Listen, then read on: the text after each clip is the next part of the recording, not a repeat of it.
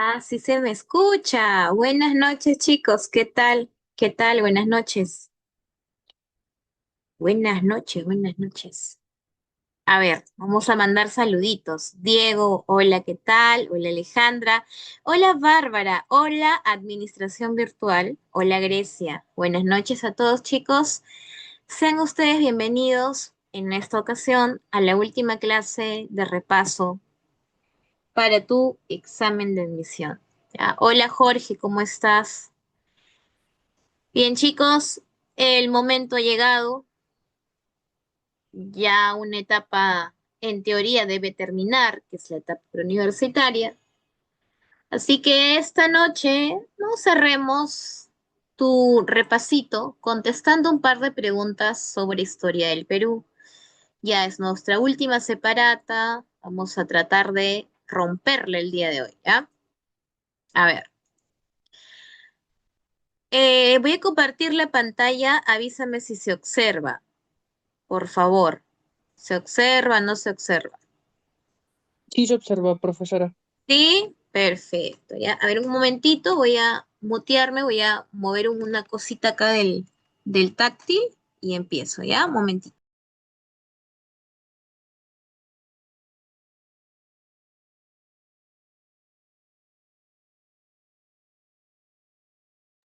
Ya, a ver, en teoría ya debe marchar bien porque en la tarde tuve una clase virtual y el cursor estaba pero terrible, no me hacía caso. ¿Ya? A ver, chicos, empezamos Historia del Perú. En esta ocasión hay una gran cantidad de preguntas que van desde lo que sería poblamiento americano hasta los gobiernos del siglo XXI, siglo XX, por ahí. ¿Ah? Entonces es una separata mixta, es una separata cargadita.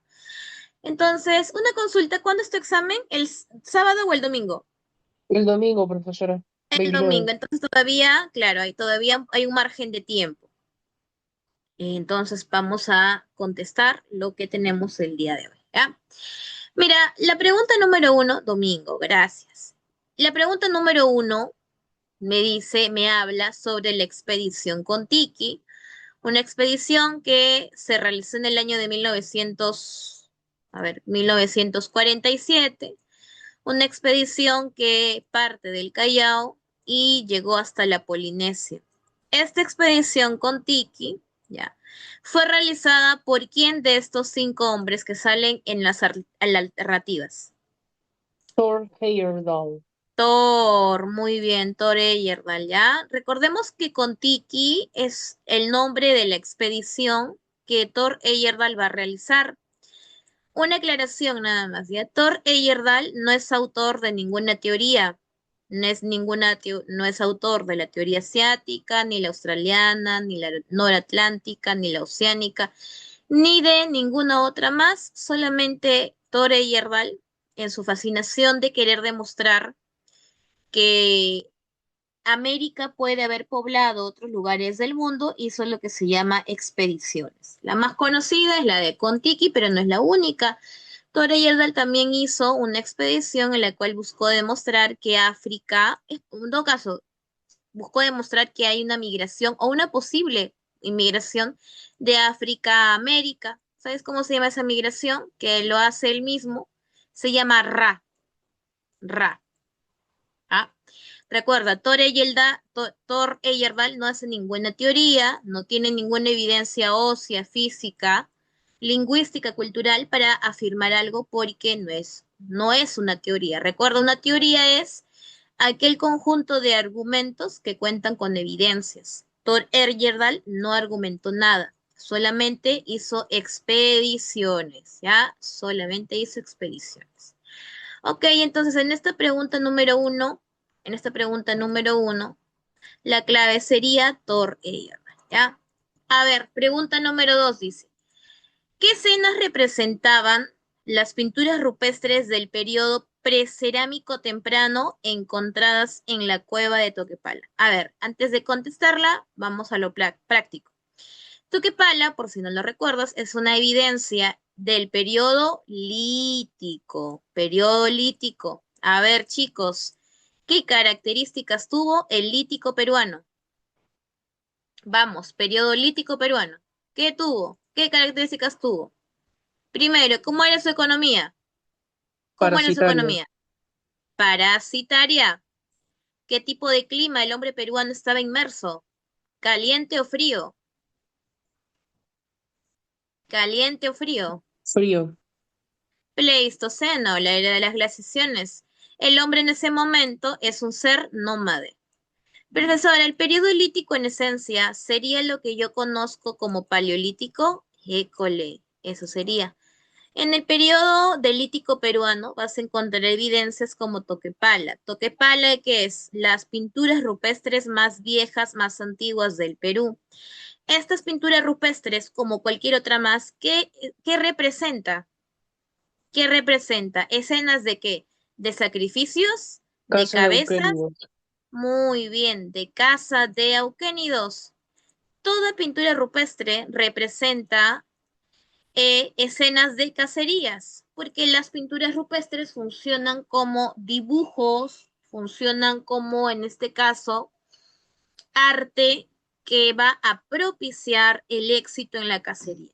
Ahora, otro punto importante es que Toquepala, ¿ya?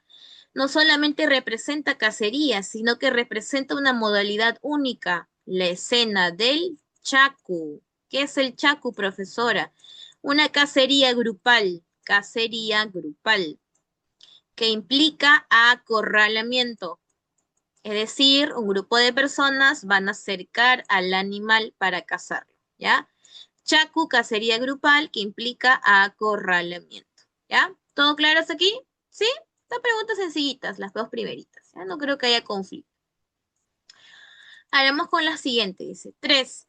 La ciudad sagrada de Caral, ubicada en el valle del río Supe, provincia de Barranca, norte de Lima, fue descubierta por quién. Antes de contestar, a un dato puntual, ¿ya?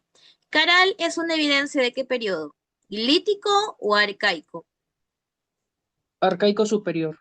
Muy bien, de arcaico, pero ¿de qué tipo superior? Cuando hablamos de un arcaico superior, tenemos que recordar que se consolida la economía productiva. Es decir, que el ser humano, el peruano antiguo, practica agricultura y practica ganadería. Del mismo modo, en el arcaico superior, al menos en el Perú, se va a observar lo que es el desarrollo de centros ceremoniales, lo que tú llamas templos, lo que tú llamas hoy en día huacas, templos. En los templos, ¿a quiénes vas a encontrar? A una autoridad, a un grupo seleccionado de personas que van a estudiar el comportamiento del clima, de los vientos, de la nube, para poder darte pronósticos. ¿Cómo se llama esa persona que hace pronósticos del tiempo? Sacerdote. Sacerdote. Entonces, en el arcaico superior estamos observando el surgimiento de la élite sacerdotal que darán origen al sistema teocrático. Ahora, en el arcaico superior peruano, recuerda también, ¿ya? Que se produce el sedentarismo, pues, ¿ya? Porque como la economía productiva ya garantiza acceso a la comida, el hombre se vuelve sedentario. ¿Qué otro aspecto más? El excedente productivo, lo que sobra de mi agricultura y lo que sobra de mi ganadería, excedente productivo.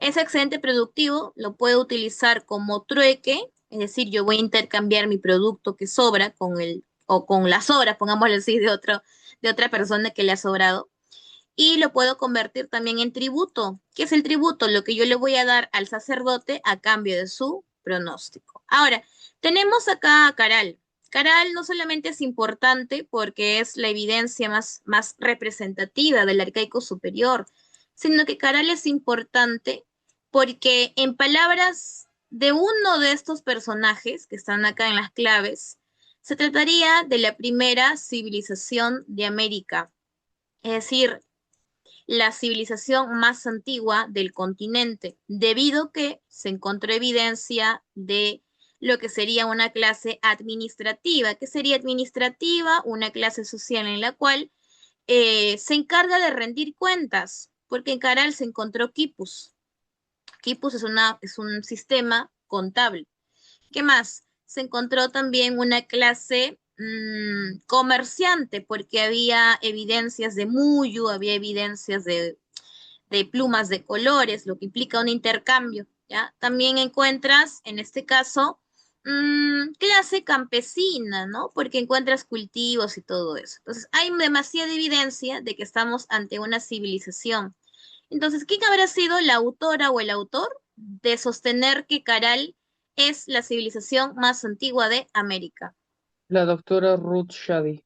Ruth Chade, ¿ya? El otro día que pasé por San Marcos la encontré porque dio una charla, ¿no? Sobre, no de Caral, sino de otros recientes descubrimientos en torno a ello, ¿ya? Entonces, listo, Ruth Chade, ya la tienes ahí.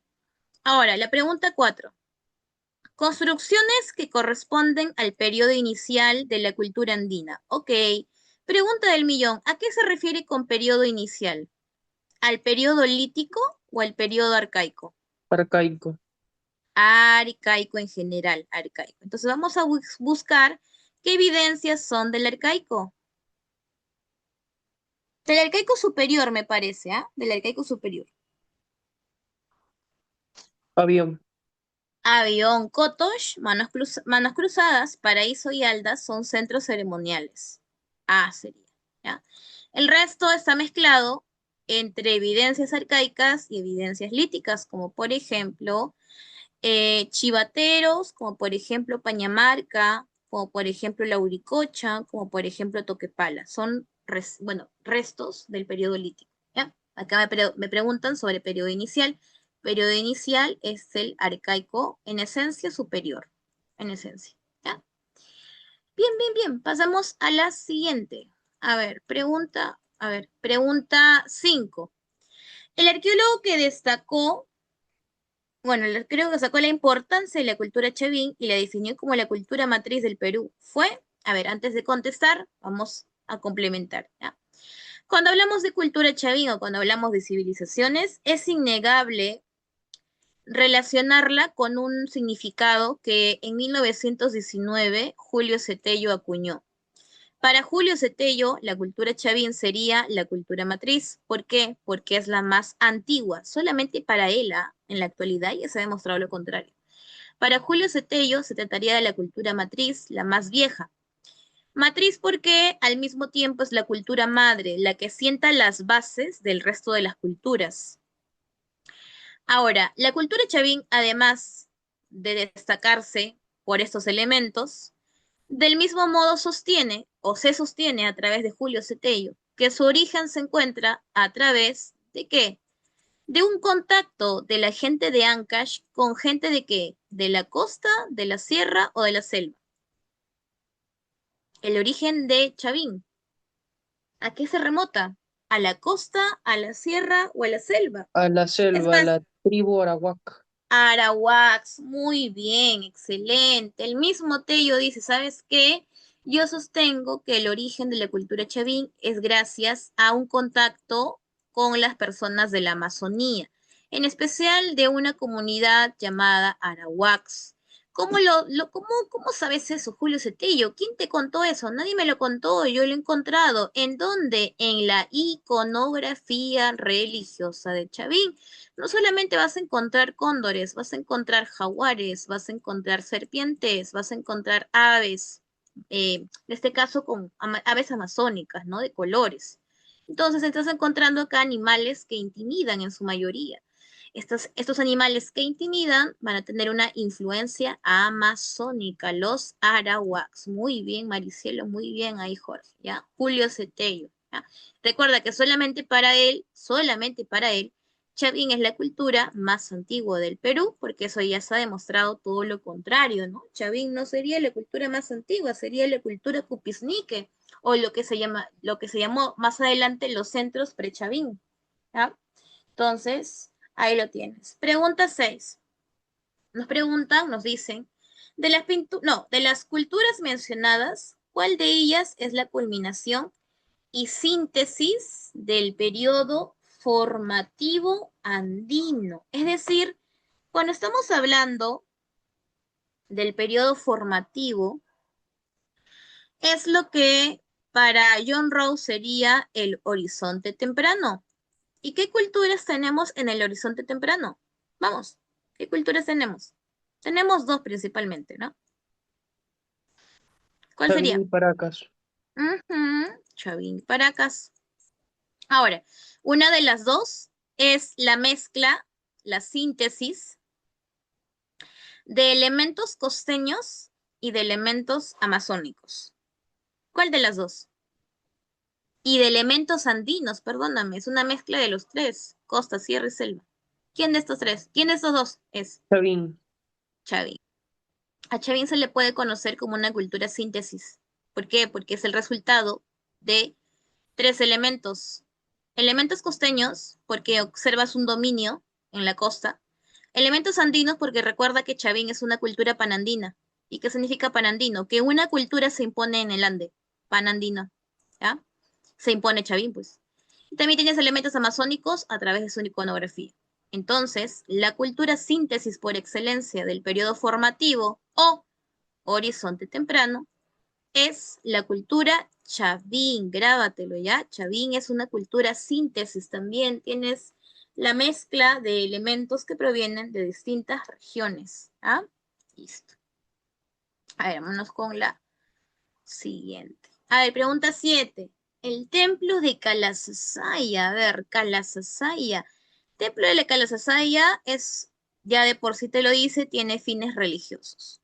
¿Por qué es importante Calasasaya? No solamente por su arquitectura media piramidal, ¿no? Con escalones, sino porque vas a encontrar una bueno, una escultura de un dios. Esta escultura la encuentras en la Portada del Sol. La Portada del Sol está en Calasasaya. ¿Qué dios aparece en la Portada del Sol? ¿Qué diosito aparece? ¿Qué diosito? ¿Cuál es ese diosito que aparece ahí? Es un El, diosito in- muy conocido en el mundo andino. ¿Mm? el Inti. El Inti no aparece en la Viracocha. Portada del Sol. Huiracocha, école, Huiracocha, Inti, ya estamos hablando de lo que está Guantinsuyo y acá no está Guantinsuyo todavía. Huiracocha, pero tú sabes que Huiracocha tiene diversas adaptaciones. ¿Qué significa eso? Hay distintos Huiracochas. Ujú. El ¿Qué dios de los Huiracocha es el ojos que aparece? viscos. No, no, me estás confundiendo. El Huiracocha de Calasasaya no es visco. No. El Huiracocha de Calasasaya no es visco. Si no es visco, ¿cómo es? ¿Nada? Acuérdate. El Huiracocha que aparece en la Portada del Sol, es decir, en Calasasaya, es el dios Llorón. ¿Por qué, profesora? Porque, por si no lo recuerdas, Calasasaya es una arquitectura que pertenece a qué cultura? Tiahuanaco. Tiahuanaco es la única que tiene un Huiracocha Llorón. El Huiracocha que es visco no le pertenece a Tiahuanaco. ¿A qué le pertenece? ¿A qué cultura? A la cultura Guarín. Guari. Entonces, no hay que confundir. El Llorón es de Tiahuanaco, el visco es de Guari. No confundir, ¿ah? Huiracocha recibe, como te he dicho, muchas adaptaciones, que quiere decir que hay muchas variantes. Las más especiales, por ejemplo, el dios Llorón de Tiahuanaco, que se encuentra en la Portada del Sol, dentro del templo de Calasasaya, ¿ya? Y en el caso de Guari, tienen su dios Huiracocha, pero este dios Huiracocha no llora, sino es un dios visco, que es un dios visco virolo, ¿ya? Ahora, lo interesante sería recordar por qué es visco, ¿no? Perdóname, ¿por qué es llorón? Es llorón porque recuerda, en el mundo andino, ellos se inspiran demasiado en animales. Bueno, en realidad, los mitos que son relatos religiosos están asociados a eventos extraordinarios, a seres muy, no, seres espectaculares y también animales que hacen hazañas o grandes hazañas. En el caso de los mitos andinos, hay la constante de incluir a un animal que dentro de lo común se le asocia con la astucia. ¿Qué animalito es el astuto? ¿Mm? ¿Qué animalito es el astuto? Hay muchas fábulas de Sopo, inclusive, que te cuentan. ¿Cómo se llamará El este zorro. animalito que es el zorro andino? Muy bien.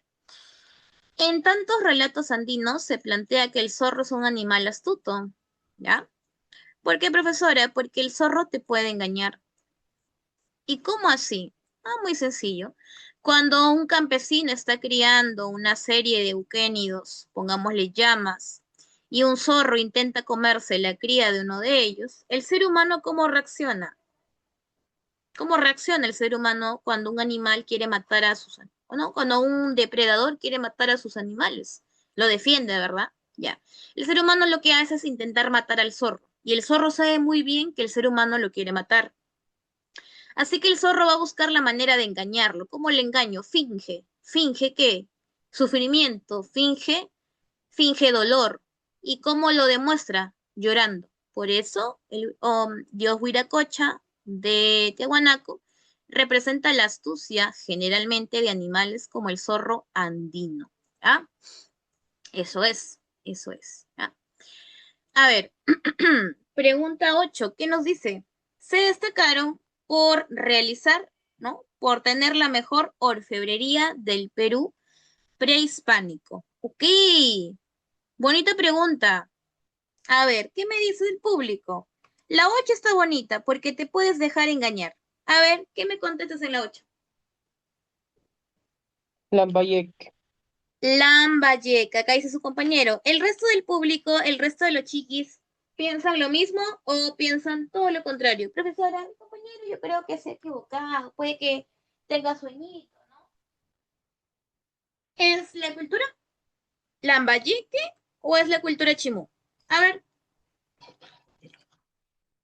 ¿qué me dice el público? ¿Qué me dice Maricielo, Cristina, Dieguito, Bárbara? ¿Cuál de ellas será una experta en orfebrería? ¿Nadie?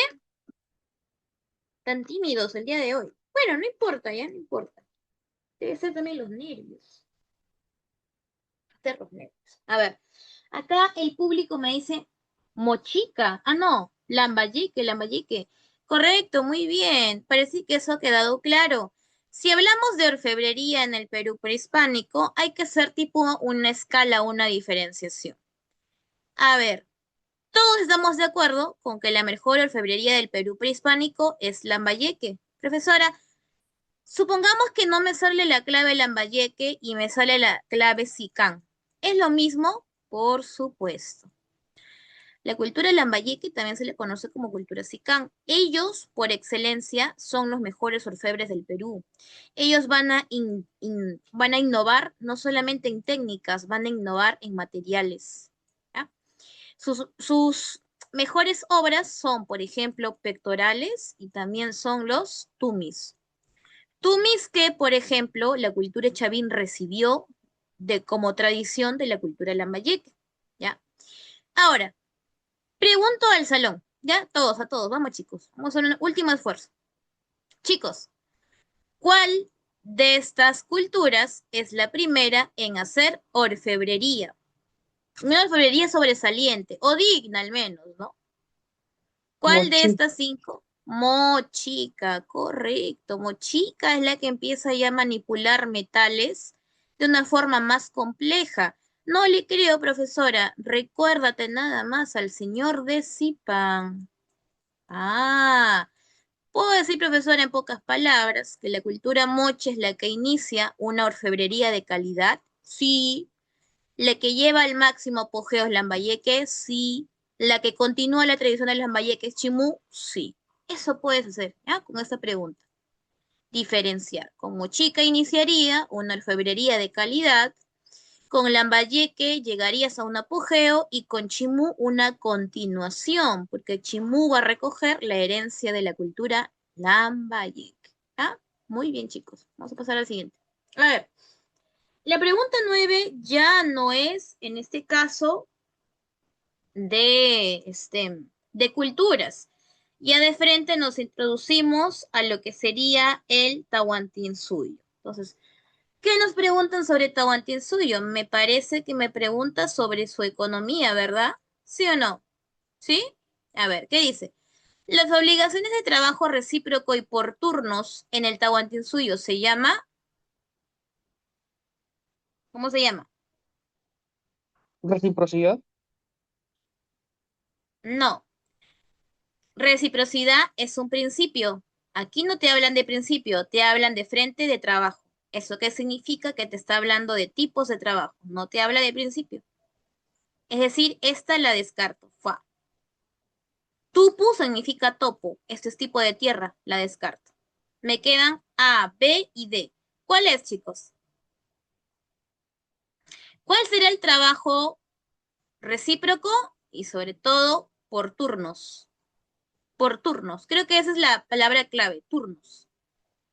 Bárbara me dice, profesora, es la letra D.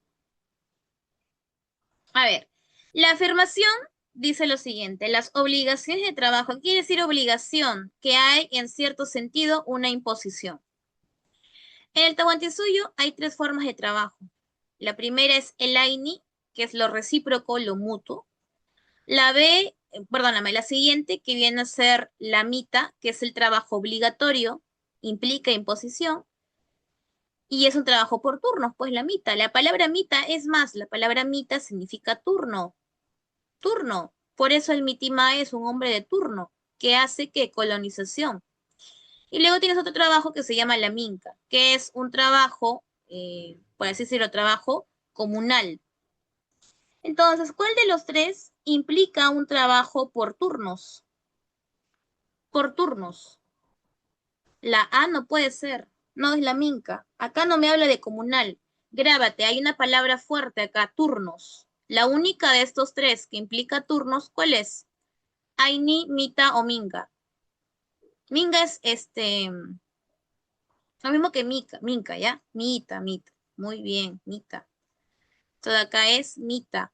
Acá la palabra fuerte de la oración es la palabra turnos. Con eso nomás me guío. ¿Cuál de estos tres es turnos? Mita de frente, mita, porque la palabra mita significa turno, turno. Automático ya. Me ahorro tiempo y paso con la siguiente pregunta. Ujú. No, no, no, no, no, no. De los tres tipos de trabajo, solo dos son obligatorios. El AINI es voluntario, ¿ya?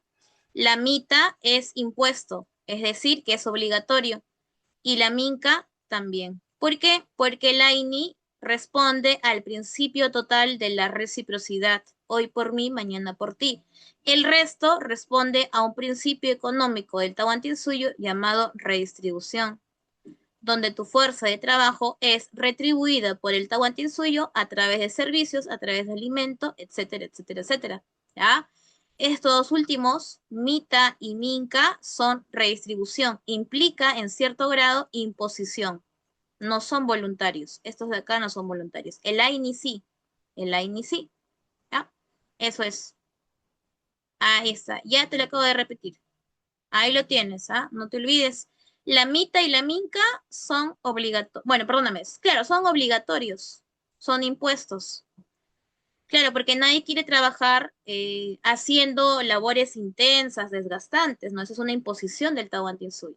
En cambio, el AINI es una relación más familiar, de ayllus o individual, que implica un apoyo mutuo. Hoy por mí, mañana por ti. Eso es voluntario, pues el apoyo es voluntario. Todo lo que deje de ser, bueno, todo lo que no sea voluntario ya sería imposición, pues, ¿no?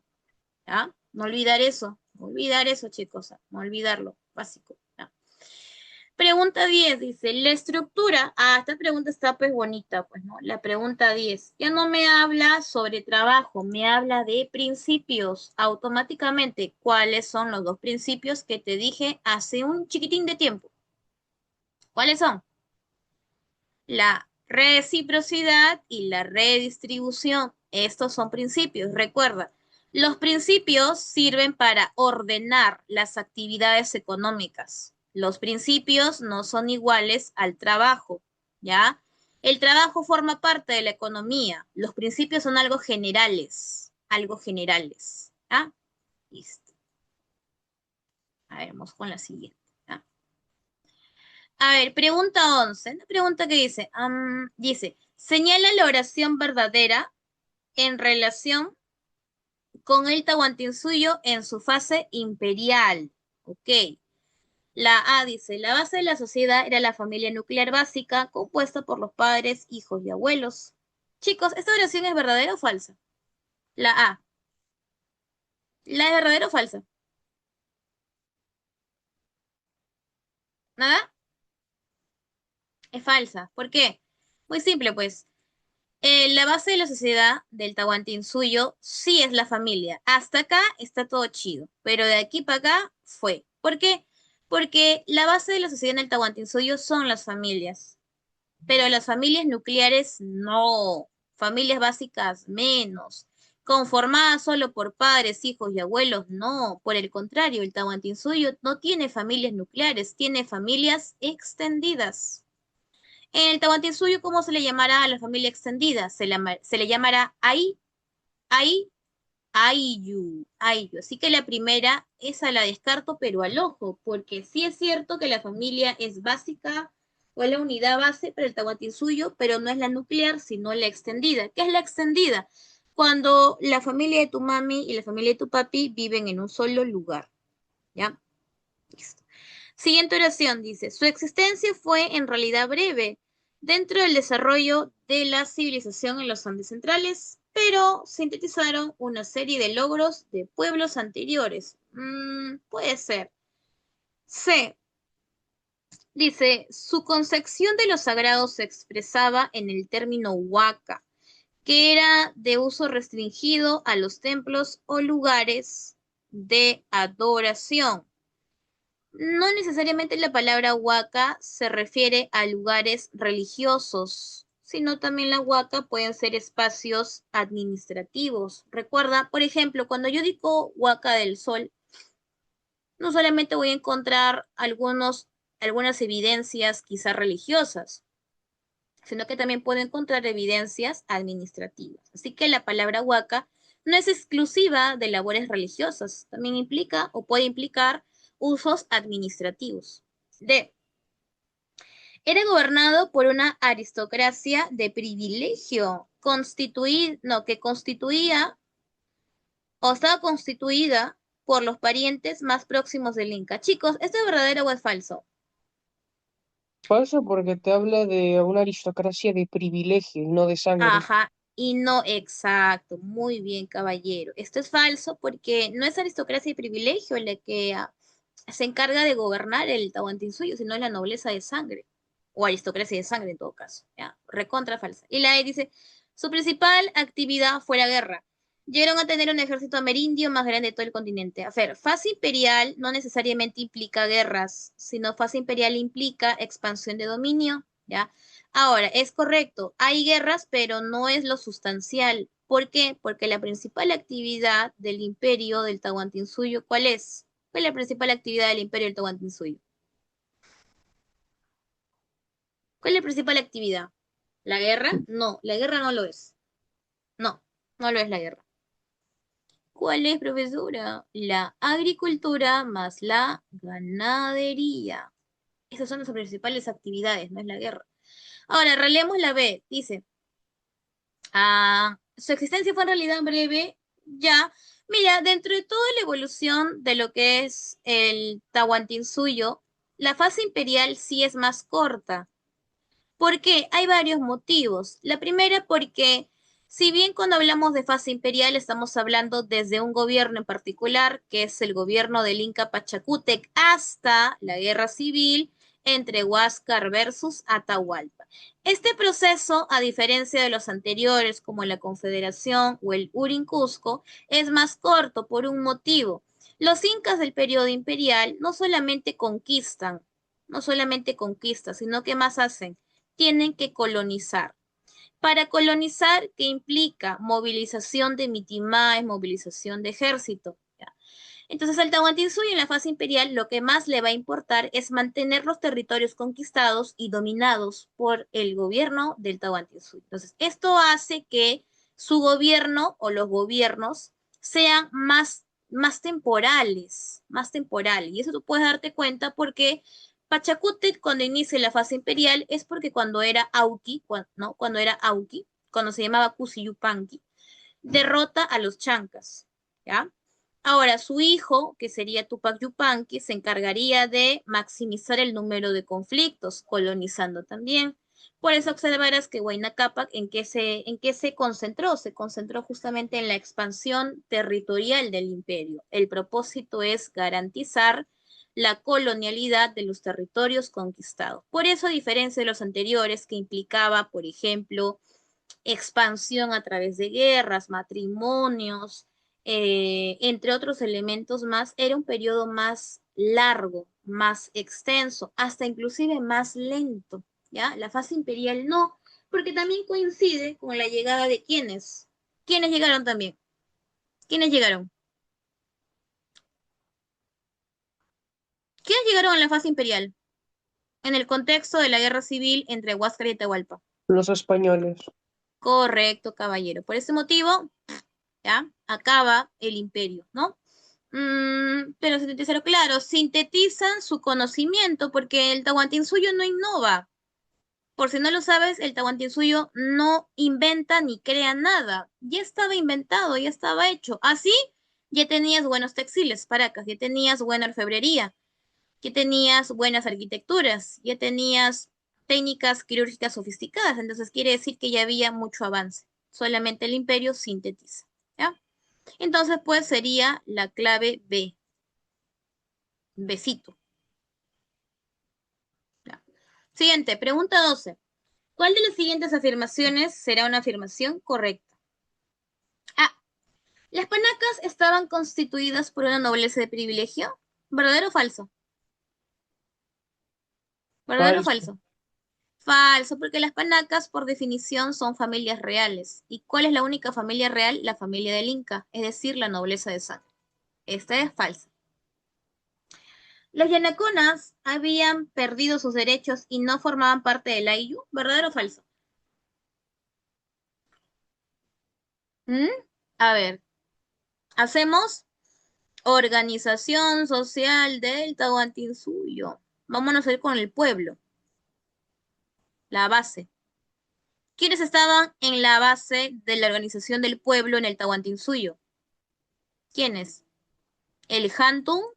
¿Hantun qué? Vamos chicos, ¿Hantun? ¿Hantun? Uy, uy, uy, ¿ah? Paturrunas. Están dormidos acá. Ahorita me voy a dormir. ¿Ah? Hantun Runa, el Hantun Runa. ¿Ya? El Hantun Runa es el campesino común, el habitante común. ¿Ya? Él en este caso sí tiene Ayllu. ¿Ya? Debajo de él, ¿quién está? El colonizador, el que se mueve constantemente. Su trabajo es por turnos. ¿Cómo se le llama? Miti, Mitimaes. Miti Mai, trasladado. ¿Ya? El Mitimai, desde el Mitimai para abajo, podemos decir que ya no hay Ayllu.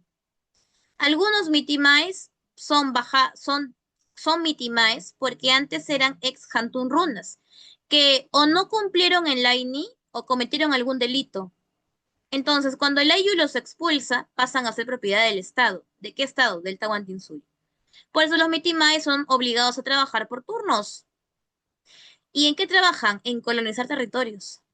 Entonces, debajo del Mitimai, ¿quién está? El Yanacona. Te pregunto, futuro cachimbito, ¿el Yanacona tiene Ayllu, sí o no?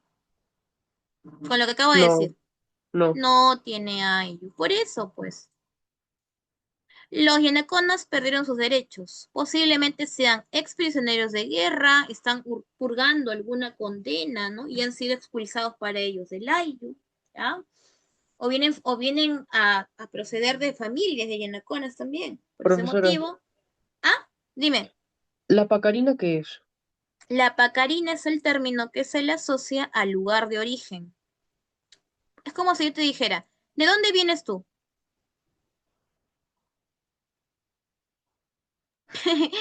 ¿De dónde vienes? De Lima. Ya, listo, tu pacarina es Lima. Eso es, pacarina es lugar de origen. ¿Ya? Listo. Profesor, ¿qué es guarachico? Guarachico se puede conocer como una ceremonia de iniciación. A ver, voy a preguntar a un caballero, a ver si están por ahí despiertos o están dormidos. A ver, a ver, a ver, a ver. ¿Se encuentra Fabián André? Fabián, Fabián André, Sí, profesora, Fabián. Ya, hola Fabián. Fabián, una consulta. ¿Qué edad tienes? 19 años. Ya, excelente. Fabián, a ver, pregunta así nomás sencillita. ¿Te han hecho alguna fiesta o celebración especial cuando has cumplido 18 años? En mi caso no, pero tengo varios conocidos y amigos que a los 18 años sí les han hecho su fiesta. Muy bien, suficiente, hijo, nada más, gracias. El huarachico es una fiesta de iniciación, se practica entre hombres. Es una iniciación en la cual da paso a su vida militar. El huarachico es una celebración, así, celebración, pero militar. Es decir, es como si hicieras una microolimpiada para demostrar si eres un hombrecito. ¿Ah? Entonces es el huarachico, es una ceremonia religiosa y militar. Ya, acá dice, bueno, el huarachico combinaba, no, pues no es una celebración para jóvenes de nobleza, es una celebración para miembros de la AIYU, ¿no? No es exclusiva de la nobleza. No, despedida de soltero, ¿qué? Despedida de soltero es diferente, pues oye, despedida de soltero tienes tu stripper al costado. No, bueno chicos, una ceremonia de iniciación. Te vamos a poner un montón, por así decirlo, de competencias. Ya, pongamos. Maricielo es hombre, ¿ya? Se llama, a ver, ¿cómo sería Maricielo en hombre?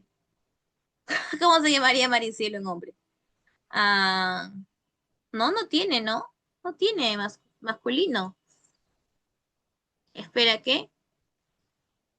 Marcelo. Ah, muy bien, Marcelo. Ok, Maricielo no es Maricielo, sino Marcelo. Entonces, él ha cumplido sus 18 años. Vamos a corroborar si él ya está en una etapa adulta. ¿Cómo lo demostramos? Recuerda que en el pasado, un hombre o se convertía a través del sexo o se convertía a través de la fuerza. El Tahuantinsuyo, más que darle predominancia al sexo, le da predominancia a qué? A la fuerza. Vamos a demostrar si verdaderamente Marcelo es un hombre. Le vamos a poner un montón de destrezas físicas. Supongamos correr, supongamos carrera de posta, supongamos una pelea de boleadora. ¿Saben qué es una boleadora? ¿Saben?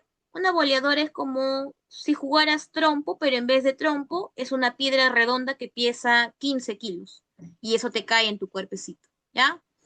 Le daban en sus taparrabos o algo así, también es un conjunto de pruebas que también implica lo que tú dices, ¿ya? Entonces, si Marcelo satisfactoriamente pasa la prueba uno, prueba 2 y prueba 3, quiere decir que ya es un hombrecito, ¿ya? Ahora, chicos, para demostrar madurez o la vida inicial del hombre, solamente es a través de competencias o destrezas físicas. Por eso está en la sierra, ¿no? Hay algunas tradiciones, ¿no? Creo que sí, esa tradición de golpearse las rodillas, ¿no? Ahora un poquito se ha más democratizado porque antes solamente era practicado por algunos miembros de las comunidades, pero ahora se ha masificado, ¿no? Han visto, ¿verdad? Que en cierta temporada, sobre todo asociada a la agricultura, las personas de una comunidad se chicotean las piernas. ¿Han visto? Ya. Un poquito así era el guarachico, pues, un poquito así, ¿no? La destreza física, la resistencia, ¿ya? Entonces, si Marcelo, hoy en día, Maricielo, quería demostrarse ser hombre, tenía que hacerlo mediante la tolerancia a estas habilidades o estas destrezas, ¿no? Que tenía que demostrar, ¿ya? A ver, pregunta 13 dice, obras mesoamericanas, es decir, que estamos hablando de lo que serían textos, ¿no? Textos. A ver, tenemos acá A. Tenemos, dice, anales y vidas paralelas. Luego tienes, por ejemplo, el Popol Vuh y Chilambalán. Luego tienes los comentarios reales y la vida es sueño, la destrucción de las Indias y la cristiada, y los diálogos de lengua y Ollantay. A ver, por ejemplo, Anales y vidas paralelas. ¿Es un texto para empezar americano? No, es un texto en griego, ¿ya? Popol Vuh y Chilambalán, ¿qué son? Textos escritos por quienes. Para hombres sí, para mujeres no. Recuerda que la mujer era reclutada desde... A ver, ¿qué edad tienes, Esmeralda? Debes tener así, ¿no? 17, 18, ¿no? Por ahí. Ya, mira, si tú eres una jantunruna, eres una chica más que agraciada, con mucho conocimiento, lo que antes se llamaba virtudes, te reclutaban y eras encerrada en el Ayahuasca y de por vida. En el caso de los hombres, como es mano de obra, recuerda el factor de fuerza, ellos tenían que hacerlo mediante guarachico. Ellos demostraban su madurez, ¿no? A través de esas destrezas. Sí, pues el guarachico es obligatorio si quiere ser reconocido como adulto. Si no, se le ha tratado como niño. Y peor todavía, ¿no? Ujú. Ahora, razón de la pregunta. Popol Vuh y Chilambalán, ¿son textos de qué origen? ¿A qué te suena? ¿A qué idioma?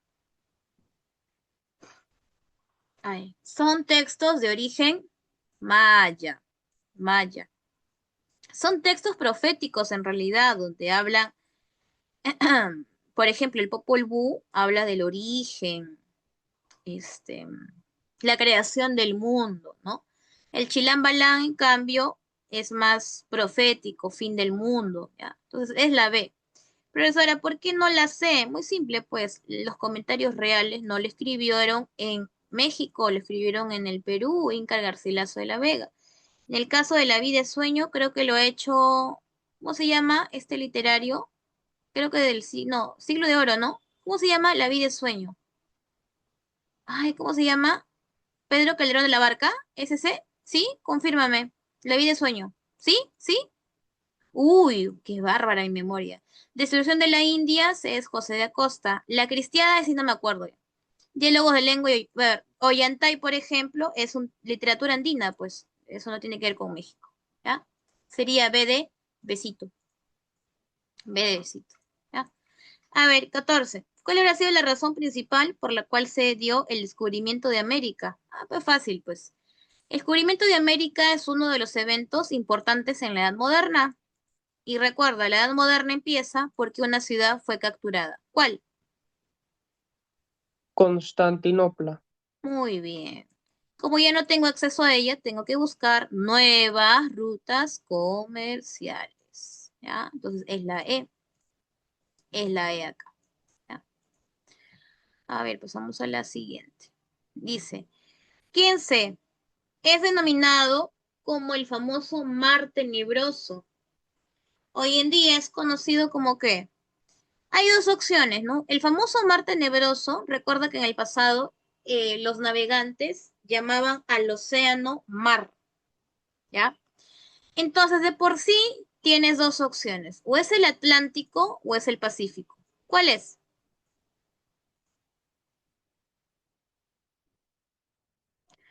A ver, oye, oye, bellota, ¿cómo va a ser tenebroso algo que es pacífico? Es el Atlántico, es el Atlántico, es el Atlántico. ¿Por qué? Porque el Atlántico es dibujado en los mapas portulanos como un mar donde hay bestias, porque ellos creían que cuando su embarcación se rompía es porque había un mar debajo, bueno, perdóname, que había un monstruo debajo del mar. Por eso dibujaban o creaban esos mitos de seres marítimos que miden más de 8, 9 metros, ¿no? Y que rompen embarcaciones y no. Entonces ellos creían eso. También creían que el Océano Atlántico es el mar límite del mundo, es decir, que el mar o ese mar era el fin del mundo, ¿no? Por eso se han creado tantas relatos en torno al mar, ¿no? Y también porque para ese tiempo se desconocía la dimensión de este océano, ¿no? Ujú. El sueño. Sí, yo también, más que sueño, ¿saben cuántas horas vengo dictando? Vengo dictando ya 10 horas ya. Qué abuso, ¿no? A ver, Maricielo, ¿no era cierto de ese pulpo? Ay, a ver, mira, lo que te puedo decir es lo siguiente. Probablemente haya habido, más que un pulpo gigante, hija, creo que hace referencia al Kraken, ¿ya? Kraken es un ser más nórdico, ¿ya? Que tiene sentido, ¿no? Con los vikingos y todas esas cosas. Pero más evidencias he encontrado de presencia de calamares gigantes, ¿ya? Probablemente en el pasado sí, pues no el Atlántico, al ser aguas un poco más frías, haya permitido el origen o el tamaño enorme de estos animales. Por ejemplo, hace algunos años atrás, varios años atrás, vi una noticia real de un calamar inmenso que creo que medía 12 o 15 metros, considerando la cabeza y los tentáculos. Si hoy en día, en este siglo, hay un animal así, no me quiero imaginar en un territorio, en un océano donde era casi virgen. El Atlántico hoy en día no es un espacio virgen, es explotado y contaminado. Entonces, en un espacio más nativo, más oriundo, yo creo que hay una gran presencia de especies enormes, ¿no? Sí, creo, claro, claro. Sí, tengo entendido que hay un registro de un calamar gigante, ¿no? Ahí está. Ahora, pregunta 16. ¿Qué nos dice? Una de las causas que facilitó la invasión y conquista del Imperio del Tahuantinsuyo, ¿cuál habrá sido? Ya está facilito, pues, la 16. Está Cachimbo, facilita. cachimbo. Muy bien. El colaboracionismo de las etnias insatisfechas por el control del Inca es lo que provocó que éstas ayudaran a españoles, porque miraban en los españoles la libertad, una liberación, una emancipación o una recuperación del control de sus dominios, ¿ya? Entonces, principalmente las etnias que apoyaron a estos españoles son las etnias llamadas los cañaris, los huancas, los chachapoyas, son los clásicos. Ellos le brindan ayuda, ¿no? A ver, ¿la ayuda en qué nivel? Logístico, mujeres, comida, recursos, gente. Información también, ¿ya?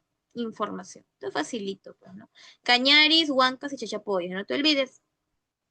Ya pasamos a la siguiente. A ver, 17. Una de las causas de la caída del Tahuantinsuyo. ¿Cuál habrá sido?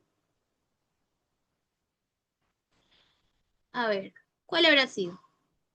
La unión entre Huáscar y Atahualpa, los seguidores de Huáscar que se unieron a Pizarro, La B. la existencia, los seguidores, muy bien. Tú sabes de que la llegada de los españoles al imperio se da en marco de lo que se conoce como las guerras civiles. Las guerras civiles, algunos chicos quizá no entienden la dimensión, pero las guerras civiles polarizó, fragmentó al imperio en dos bandos.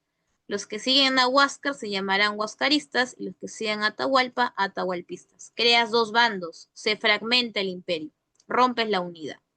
Entonces, en una guerra civil, ya, la presencia de españoles lo que va a provocar es que la balanza cambie. Los huascaristas observarán con buenos ojos aliarse con los españoles para derrotar a las tropas de Atahualpa y sus seguidores. Por eso una de las causas directas es la guerra civil, porque provoca fragmentación, ¿no? Política, social en el imperio, facilitando así la conquista y caída. ¿Ya? A ver, pregunta 18. Dice, de los incas de Vilcabamba, ¿ya? El que reconoce la autoridad del rey, ¿quién será? Y es más, recibe encomiendas. ¿Quién recibe encomiendas? ¿Quién recibe la encomienda de Yucay? Titucusi, Tupac Amaru, Manco Inca, Zairi Tupac. Quisquis, profesora, Quisquis no es un inca de Vilcabamba. Quisquis, Un para empezar, general es de un Atahualpa. general. École, muy bien. Entonces, esa desde ya yo la descarto. Ahora, ¿cuál es? Titucusi, es Manco Inca, es Zairi Tupac. ¿Quién será? Shairi Tupac. Es Zairi Tupac, porque recuerda, este Inca, por así decirlo, negocia la rendición de la resistencia siempre y cuando reciba de España un territorio llamado Encomienda de Yucay. Ahora, para aceptar la encomienda, él tiene que Reconoce el rey. reconocer exacto al rey de España, ¿ya? Por eso le llaman el Inca servil. Ujú, Inca servil. A ver, entonces acá la clave sería Zairi Tupac. Zairi Tupac. Pasamos a la siguiente, chiquis. 19. Seguimos con resistencia. La resistencia de Vilcabamba, dice, habrá terminado en 1572 con la ejecución de quién. ¿A quién de esos cinco le corta la cabeza y surge el mito del Incarri? ¿Quién? ¿Quién? ¿Quién? ¿Quién le cortan la cabeza?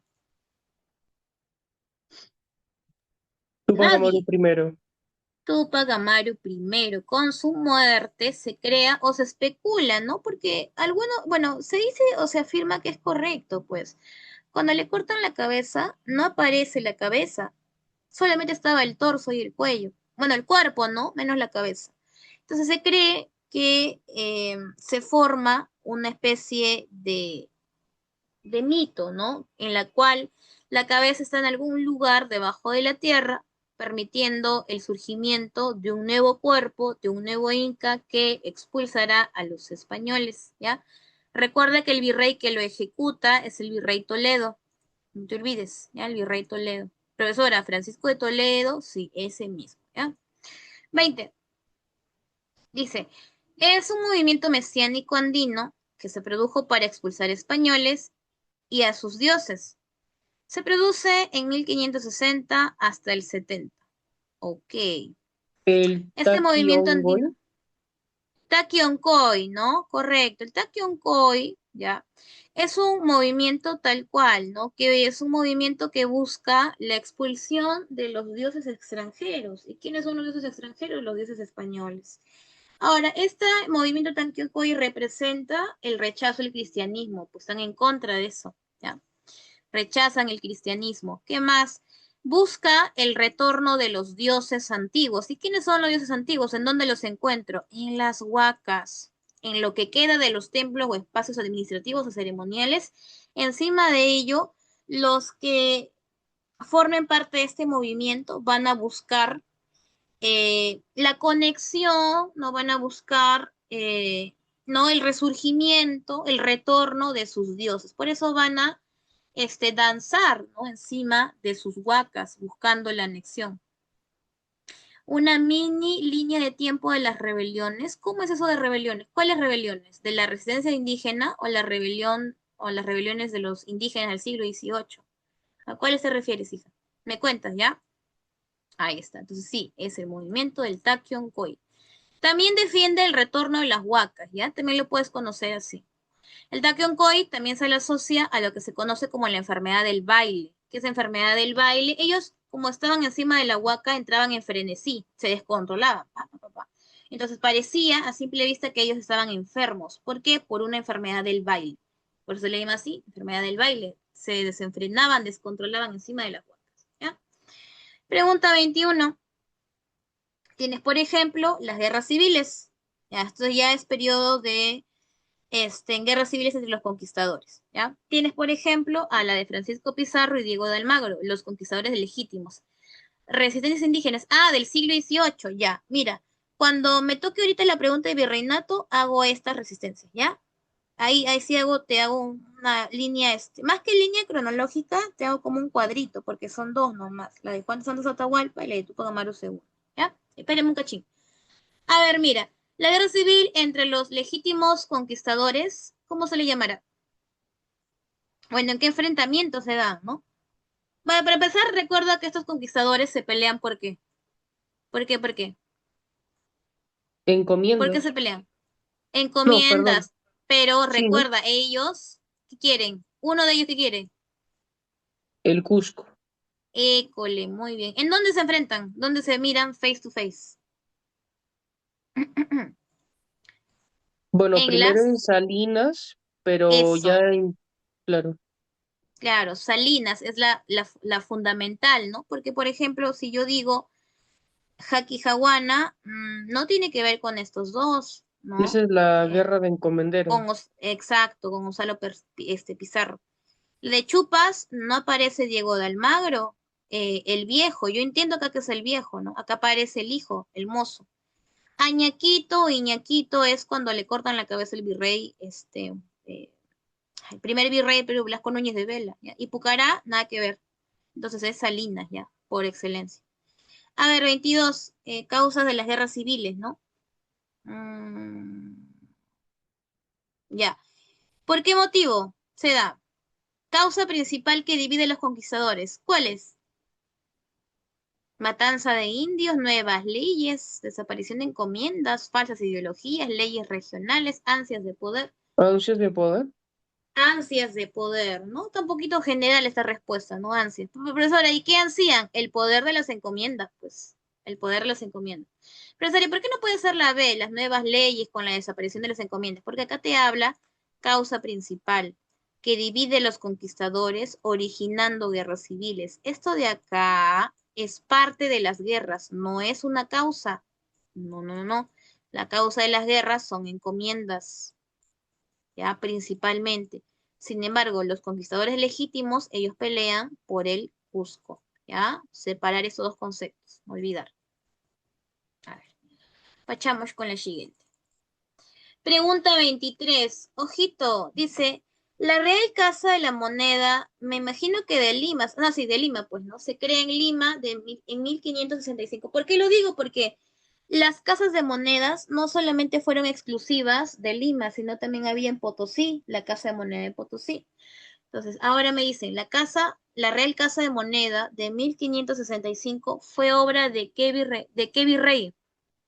Diego López de Zúñiga y Velasco. Mm, en ese margen del tiempo, me parece que no, ¿ah?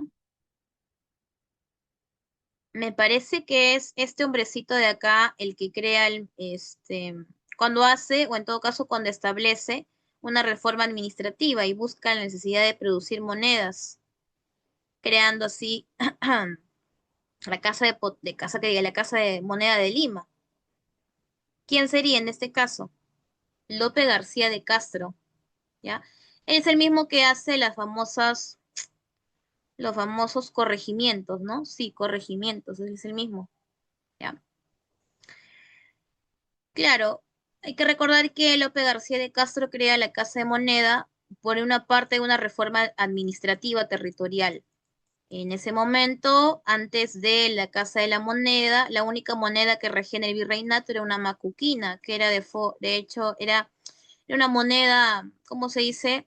Irregular, una moneda media ¿cómo se llama? De poca fiscalización. Entonces, cuando se crea la Casa de la Moneda, ya se asegura no solamente la producción de monedas oficiales que se aplicarán en todo el virreinato, sino también se asegura la producción continua de ¿de qué mineral? De la plata. Potosí, pues. Ahí está. 24. Los funcionarios del virreinato que tenían atribuciones políticas, judiciales y fiscales. De esos cinco, ¿quién tiene ese tipo de funciones? Los intendentes, oidores, corregidores, curacas, encomenderos. Yo descarto los encomenderos porque recuerda que las encomiendas van a ir perdiendo de forma gradual su poder. Así que los encomenderos no son un funcionario propio del virreinato, son antes del virreinato. Ahora, los oidores solamente tienen poder judicial porque son jueces. Los curacas son autoridades indígenas. Me queda, chicos, A y C. ¿Cuáles son? ¿Cuáles? A o C. La C. Muy bien, caballero. Corregidores. ¿Por qué, profesora? Porque los corregidores, ¿qué tienen que hacer? ¿Cobrar qué cosa? Tributo indígena y ves fiscal. Ah, judicial porque como son autoridades de provincia tienen que aplicar justicia provincial y son políticas porque controlan un territorio, el corregimiento. Ah, como que así es pues. A ver, Profesora, 25. Mande. ¿y el intendente qué funciones tenía? El intendente tiene función política y judicial, pero no tiene fiscal. Recuerda que el intendente, a diferencia del corregidor, surge para reemplazarlo. Otro punto, el intendente es una autoridad política porque tiene impacto a nivel departamental. Tiene poder judicial, sí, porque va a aplicar justicia a nivel de su ámbito departamental, pero sus funciones fiscales son limitadas. ¿Sabes por qué? Porque a diferencia del corregidor, este de acá no se encarga de aplicar el reparto mercantil, cosa que recuerda el corregidor lo impartía, lo obligaba, ¿ya? Y para justificar ello, cobraba el tributo indígena también. Entonces el intendente es una autoridad más limitada porque la rebelión de Tupac Amaru II tenía como causas justamente los corregidores. Entonces, para el siglo XVIII, los reyes borbones dicen, ¿saben qué? Hay que evitar otro Tupac Amaru II y ¿cómo lo logramos? Limitando la autoridad de los intendentes. Vamos a ajustar sus funciones fiscales, ¿ya? Entonces el intendente hace de todo menos la aplicación del reparto mercantil porque ya para ese momento se había eliminado, ¿ya? Eso podemos diferenciar. El intendente no hace reparto y el corregidor sí. Ya. A ver, 25. ¿Cuál de las siguientes series dice? Presenta centros mineros importantes en el tiempo en la colonia española. Uy, me gusta la pregunta. A ver, ¿quién se entrega? ¿Quién se entrega a la respuesta? Dedo. Muy bien, caballero, es dedo, dedo. ¿Sabes por qué? Para empezar, Potosí, centro de plata por excelencia en todo el virreinato. Auge, siglo XVI, siglo XVII, en el XVIII se seca. Hualgayoc es otro centro importante que cobrará fuerza cuando Potosí caiga. Santa Bárbara, en que se encuentra ubicada, bueno, también se le conoce como la mina de Huancavelica, se encargaba de la extracción de azogue o la manipulación de azogue, que es el mercurio. Así que, dedo, al ojo nomás. 26. Impuesto. ¿Cuál de ellos, chicos, será un impuesto aduanero que se aplica al producto que entra a importación como al producto que se va a exportación? El almojarifazgo. Muy bien, almojarifazgo, ¿ya? Ese mismo. Recuerda, impuesto aduanero aplicado a la importación y a la exportación. ¿Quién lo cobraba? A ver quién me dice. ¿Quién se encarga del cobro del almojarifazgo? Ah, caíste, caíste. ¿Sabes quién se encarga de cobrarlo? ¿Te suelto o no te suelto? ¿Te suelto o no te suelto? Se encarga el Tribunal del Consulado de Lima, el TCL, ¿ya? Tribunal de Consulado de Lima. Él se encarga del cobro del almojarifaz, ¿ya? A ver. Ya, 27. Por ahí un alumno me dijo, profesora, haga como una especie de resumen, ¿no? Como una línea, ¿no? De las rebeliones indígenas del siglo XVIII. ¿Sí, no, hijo? ¿Sí? ¿Por ahí estás? Ya se desconectó ya, se fue a dormir. ¿Sí? Ya, ahí está. Ya, empezamos con esta, ¿ya? Contestemos esta y empezamos. Mira, Juan Santos Atahualpa dice fue un líder de la resistencia indígena del siglo XVIII. ¿Por qué? O en todo caso, ¿no? Ah, ya, característica de Juan Santos Atahualpa y su rebelión. Cachimbo. Muy bien. Vamos ahora sí a profundizar. Cachimbo. En el siglo XVIII va a haber dos estallidos indígenas importantes. El primero de Juan Santos Atahualpa, que ya has podido ver en la pregunta 27 o recordar, y la rebelión de Túpac Amaru II. Ya empezamos con la primera. La rebelión de Juan Santos Atahualpa es una rebelión que, por así decirlo, es de la de mayor duración, porque son aproximadamente 10 años de duración, del 42 al 52.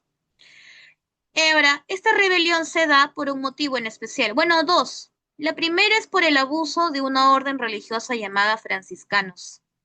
Los franciscanos, por si no lo saben, es una orden que se trata de evangelizar y su método de evangelización es a través de trabajo físico, eso que implica maltrato, violencia. Entonces, los indígenas de la selva, ¿no? Estaban muy explotados por ellos, pero también estaban explotados porque tenían que encargarse de la extracción de sal. Ya en la selva hay pozos de sal aproximadamente, ¿ya? Ahora, tú sabes que la selva, a diferencia de la sierra y la costa, tiene menos presencia humana, ¿no? Entonces las personas o los indígenas de ahí han sido propensos a contagiarse de enfermedades, es decir, hay más muertes. Juan Santos Atahualpa, recuerda, es un noble indígena, no es un indígena común, por eso tiene mucho conocimiento, ¿ya? Juan Santos Atahualpa hace que su rebelión dure por principalmente un motivo, el factor geográfico. Estás en la selva, yo puedo escabullirme, entonces la geografía la utilizo a mi favor. También se le puede atribuir por el uso de guerrillas, que es una guerrilla como una organización rápida, momentánea y eficaz de un conflicto. Entonces, yo agarro indígenas, ataco rápidamente y luego me repliego en la selva. Entonces, este tipo de resistencia hizo que durara mucho tiempo, 10 años. Ahora, ¿por qué nunca fue vencido? Pues muy simple, nunca fue encontrado para empezar. Entonces, por eso su rebelión tiene, por así decirlo, un componente llamado mesiánico. Ya se observa como un salvador y que al mismo tiempo tiene elementos sorprendentes o extravagantes, como por ejemplo que nunca fue encontrado. Ujú. Ahora, poquito después se produce la rebelión de Tupac Amaru II o también de José Gabriel Condorcanqui. ¿Qué lo lleva a rebelarse? La rebelión de Tupac Amaru II es conocida como la más numerosa, ya y aglomera una gran cantidad de sectores, no solamente criollos, no solamente indígenas, sino también afrodescendientes. ¿Ya? Es más numerosa, es más voluminosa. Ahora, esta rebelión se da principalmente por varios motivos. Uno de ellos es fiscal. Este hombre de acá, José Gabriel Condorcanqui, era comerciante. Por ese motivo, él tenía que estar yendo de un punto a otro para vender productos. Así que cuando aparece el virreinato de Río de la Plata, aparece la audiencia de Charcas, aparece y se mantiene el virreinato del Perú, él tiene que pagar más impuestos. Entonces, eso no le conviene como comerciante, porque si tengo que pagar más impuestos, a mi producto lo tengo que encarecer. Y si yo encarezco un producto, la gente no me compra. Ah, se está quejando de lo que se denomina como las aduanas internas, ¿no? Tributo, ¿no? Impuesto. ¿Qué más se queja? Por ejemplo, él estaba peleando el reconocimiento de unas tierras en el Cusco. ¿Y qué crees? En el Cusco no hay audiencia. Solicita la creación de una audiencia en el Cusco. También desde muy jovencito observaba cómo le sacaban la mugre a los indígenas.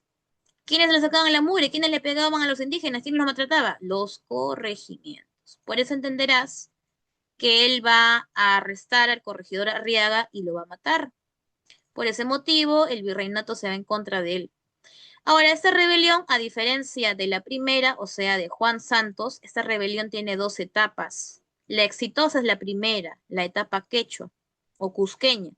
¿Por qué? Porque ves la participación no solamente de su esposa, Micaela, sino también ves la participación de Tomás Atito Condemaita, cacica de Acos, ¿ya?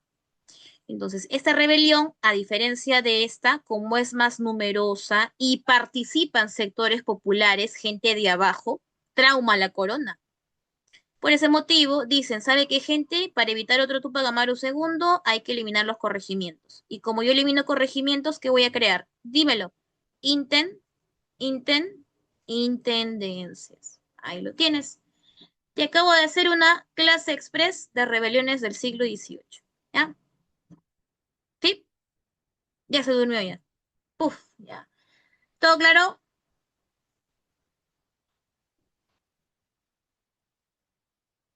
¿Sí? ¿Sí? ¿O no? Despiértense. ¿Cómo que escuchaste la mitad? ¿Cómo que has escuchado la mitad? Dios mío, ¿se te fue la señal o qué? ¿O era mi señal? No creo, ¿ah? Porque si me han entendido, creo que se me han escuchado. Muy mal, Cristina. Te voy a regalar un payaso. Así quedaste. Ahí está. Bueno, chiquis, pasamos a la siguiente pregunta. ¿Ya? A ver, pregunta 28. La sublevación del Cusco de 1814 por un tal Mateo Pumacahua fue Avión. muy bien, un movimiento criollo e indio, conspiraciones, la más importante, la de 1814, ¿no?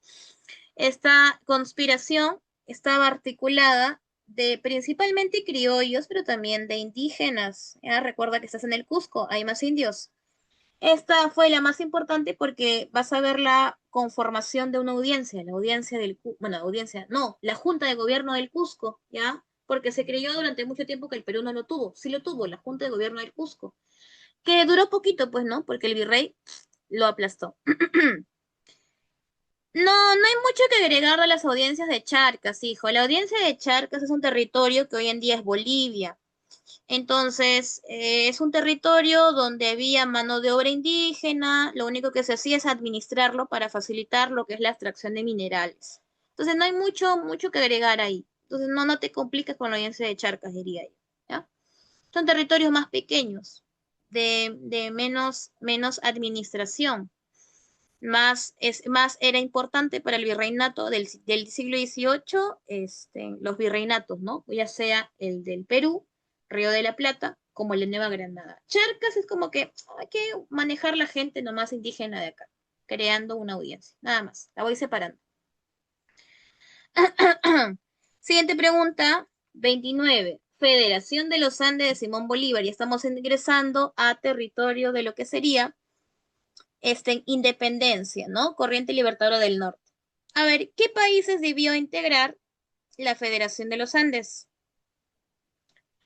Países que tengan elementos en común y que hayan sido recientemente independizados. Barco. Barquito, muy bien, excelente. Colombia, Venezuela y Ecuador que conformarían la Gran Colombia, Perú y Bolivia, ¿ya? Recuerda que Bolivia se llama así porque el propio Bolívar, ¿no? En un arranque de ego ya le pone, ¿no? De Bolívar, Bolivia, ¿ya?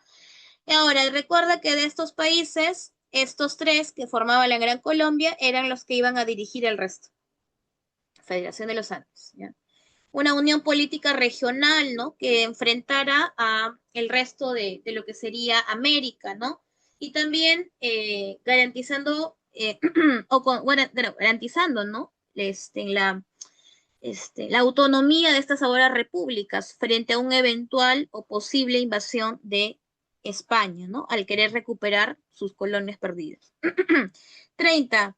¿Cuál habrá sido la acción más relevante hecha por las mujeres durante la emancipación, es decir, durante la independencia? Esta pregunta es bonita. San Marcos creo que no ha preguntado hasta ahora sobre el rol de las mujeres en la independencia. Puntito para la Villarreal. Puntito. ¿Qué hacían las mujeres en la independencia? Cocinaban, mis. No, pues, muy sano eres. Mira, si las mujeres solamente cocinaban en la independencia, ¿cómo explicas a Micaela Bastidas? La Ah, ya ves. Muy bien, caballero. Ellas apoyaban a los patriotas. Profesora, ¿y qué hacían? Eran espías, pues. En una sociedad tan machista, nadie piensa que la mujer te está sacando información, ¿sí o no? Ah, la mujer puede utilizar este sistema a su favor también, coqueteándole a un guardia, ¿no? Negociando por ahí, tomando unos traguitos con tal persona, ¿no? Le va sacando información, espionaje. También sirve para enviar mensajes, son mensajeras. Pero no, en tiempos de guerra no sospechas ni de niños ni de mujeres. ¿Ya? ¿Qué más? Pues apoyo logístico, ¿no? La mujer tiene mayor capacidad social de poder establecer vínculos. Eso ya la historia inclusive lo ha demostrado, ¿no? La mujer es más fácil de poder involucrarse en la sociedad, los hombres no. Profesora, eso está mal. Y no está mal, pues, porque ellas se integran por machismo, no se integran por otra cosa más. ¿Mm? A ver, la 31, estamos hablando ahora de la corriente libertadora del sur. Ojo de loca éramos. Claro, en realidad las mujeres son muy utilizadas en tiempo de guerra, ¿ya? Lo triste es, por ejemplo, te cuento, que mujeres como Brígida Silva de Ochoa, que apoyaron a la independencia, cuando el Perú logra independizarse, ellas luchan porque el país les reconozca, ¿no? Les reconozca dinero, ¿no? Una pensión por ser una mártir, porque también dieron más su vida, su tiempo y todo. ¿Y qué crees? El Perú le dijo, no. Entonces, en nuestro país es un chiste, pues, ¿no? Nuestro país es un chiste. Nosotros hoy en día sabemos muchas cosas de la independencia, pero ¿qué crees? Antiguos gobernantes no les importaba nada, no reconocieron, ¿no? Y muchos de ellos, los que apoyaron, chicos, les comento, murieron en pobreza o murieron con una enfermedad, ¿no? Entonces, cuando hablamos de independencia, muchas veces no se mira ese aspecto, ¿no? Y bien hipócrita, ¿no? Luchas por la independencia de tu país y no reconoces a los que lucharon por eso, ¿no? Bueno, pregunta 31. ¿Quiénes habrán sido la escuadra marítima, es decir, los personajes de la escuadra marítima de la Corriente Libertadora del Sur? Está facilito, ¿ah? Bernardo de Recu- O'Higgins y Thomas Cochrane. Muy bien, apoyados por la burguesía chilena. Recuerda que Chile, para garantizar el comercio de trigo con el virreinato, tiene que liberar al Perú, bueno, liberarlo para que se puedan reactivar las negociaciones. Por eso envía a sus mejores caballos, ¿ya? Listo, o sea, O'Higgins y Thomas Cochrane.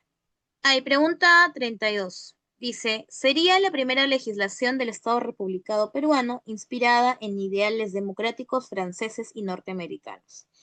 Ok, esta constitución es antes del primer militarismo.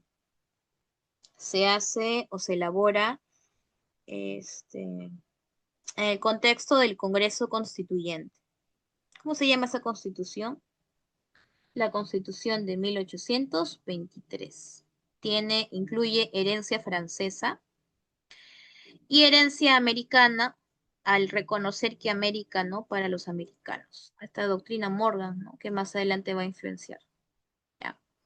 A ver, 33. Caudillo civil cuyo gobierno dio inicio a la República Aristocrática. Es decir, estamos hablando de una clase selecta que va a encargarse del gobierno del país a través del control de la agroexportación. República Aristocrática, gobierno de un grupo selecto que controla la agroexportación del país. ¿Ya? Por eso le llaman oligarquía. Ya, mira, con cuál de ellos empieza la República Aristocrática? Es civil, Nicolás ¿ah? de Caudillo Nicolás, civil, ahí caíste. Nicolás de Pierola no es civil. Profesora, ¿cómo así? Nicolás de Pierola le sobraba tanta plata que compró el título X de militar. De por sí ya es militar. Entonces no es Nicolás de Pierola, ¿no? Acá caudillo civil. Sería si pusieran caudillo en general, pero si ya me hablan de civil, no lo creo. ¿Cuál otro queda? López de Romaña, ¿no? Porque Piérola es militar, él se le apoda como el sultán. A Piérola se le suele conocer como aquel hombre que si bien no pisa un ejército, tiene título militar y tiene tanta influencia en el aparato militar, porque inclusive cuando él es presidente hace una reforma, la reforma militar donde queda la Escuela Militar de Chorrillos. Ahora, algunos textos colocan a Piérola como el padre de la República Aristocrática porque empuja a la aristocracia. Ahora, si la pregunta me hubiera dicho caudillo solito, ya, pues al toque Piérola, pues. Pero acá me hablan de caudillo civil, quiere decir que es un sí o sí aristócrata.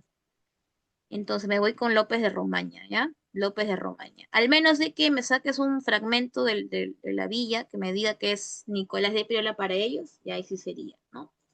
Entonces, como pone a caudillo civil, ya me tengo que ir pues con un sí o sí aristócrata, porque Piérola es militar por título de compra, ¿ya? 34. A finales del siglo XIX en el Perú se inicia una etapa denominada República Aristocrática. Facilito, pues, ¿quiénes han recobrado eh, el control, en este caso, de la República Peruana? ¿Quiénes recobran? ¿Militares o civiles? el civilismo. Muy bien, caballero. Los seguidores del Partido Civil retoman al poder. ¿Por qué esta gente tiene plata, profesora? Muy simple, son ex consignatarios, ex banqueros que se hicieron ricos con la prosperidad falaz, vuelven a tener el poder, república aristocrática, provienen del Partido Civil. Ya. 35. ¿Quién hizo o quién aplicó las jornadas de las 8 horas de trabajo? Mm, Esta pregunta está buena. ¿Por qué? Porque la han hecho general, sin embargo, creo que se refiere a las 8 de trabajo a nivel nacional, ¿no? ¿Quién hizo las 8 de trabajo a nivel nacional? Las 8 horas de trabajo a nivel nacional lo hizo José Pardo y Barreda. ¿Por qué, profesora? Porque hay un presidente que hizo la jornada de las 8 horas de trabajo solamente para Callao y Dársena. ¿Sabes quién hizo eso para Callao y Dársena? El presidente Guillermo Billinghurst. El que aplica a nivel nacional es José Pardo y Barreda. ¿Ya? No te olvides de eso. Pardo y Barreda a nivel nacional, Billinghurst para el Callao y Dársena. 36, ya rapidito para ya ir cerrando la clase. A ver, el Cóndor pasa esta canción tan emblemática. ¿En quién la escribió?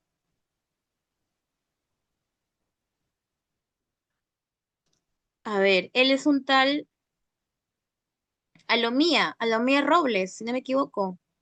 Confírmame, Alomía Robles, ¿sí? Alomía. Porque Cóndor pasa es un tipo de canción que se llama zarzuela, ¿sí, no? Sí, es un daterito, ¿no? Una pregunta datera, lo mía Robles. Es una zarzuela, es una canción que se baila tipo como un compás. Y bueno, chicos, tenemos las dos últimas preguntas de la clase, del repaso. Pregunta 37 y pregunta 38. Pregunta 37. La Constitución del 93 fue elaborada por quién? Ah, no nos preguntan por qué autoridad, sino nos preguntan por qué institución.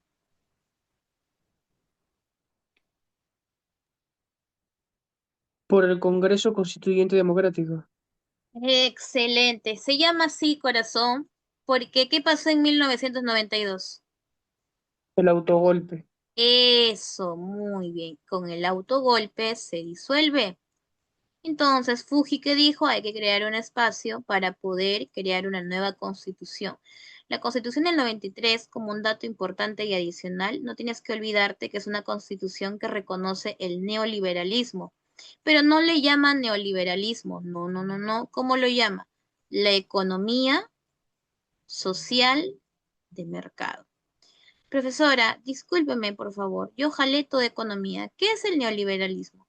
El neoliberalismo se puede entender como un sistema económico en el cual el Estado no participa en la economía. De igual manera, se le da mayor poder al sector privado. ¿Qué controla? Lo que sería servicios. Ahí está. El neoliberalismo implica más que nada la privatización de servicios básicos. Entonces, eso se reconoce en la Constitución del 93, con el gobierno de transición democrática, ¿no? Que en realidad nada de democracia tenía. A ver. Y luego nos vamos con la 38. Dice, el gobierno de transición, después de la dictadura de Fujimori, estuvo presidido por ¿quién? Chun, chun, chun, chun. Chun, chun, chun, chun. Valentín Paniagua Corazón. Muy bien, Valentín Paniagua. Ahora, aquí podemos cerrar ya la idea de un gobierno de transición como el de Valentín Paniagua. Simple, este gobierno de transición es importante porque buscaba encaminar al Perú a unas futuras elecciones presidenciales. Este mismo periodo de transición se buscó o buscaba esclarecer todo lo que pasó desde qué año, desde los 80. ¿Por qué? Porque desde los 80 ya podemos hablar desde movimientos o surgimiento que más adelante se observará claro, en gobiernos como Alan García y Fujimori, de Sendero Luminoso y del MRTA. ¿Cómo se llama este proceso o esta investigación que se armó para esclarecer todo lo ocurrido desde el 80? La Comisión de la Verdad y de la Reconciliación. Siglas CBR. Valentín Paniagua inicia la CBR. Ya la inicia. Chicos, hemos acabado de forma satisfactoria nuestra separata de esta noche. Así que nada más, déjame desearte lo mejor para tu futuro ingreso a la universidad.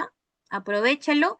Ha sido un gusto acompañarte estas noches, bastante cansadas, ¿no? También, pero considero que la disciplina ha sido parte de tu motor, ¿ya?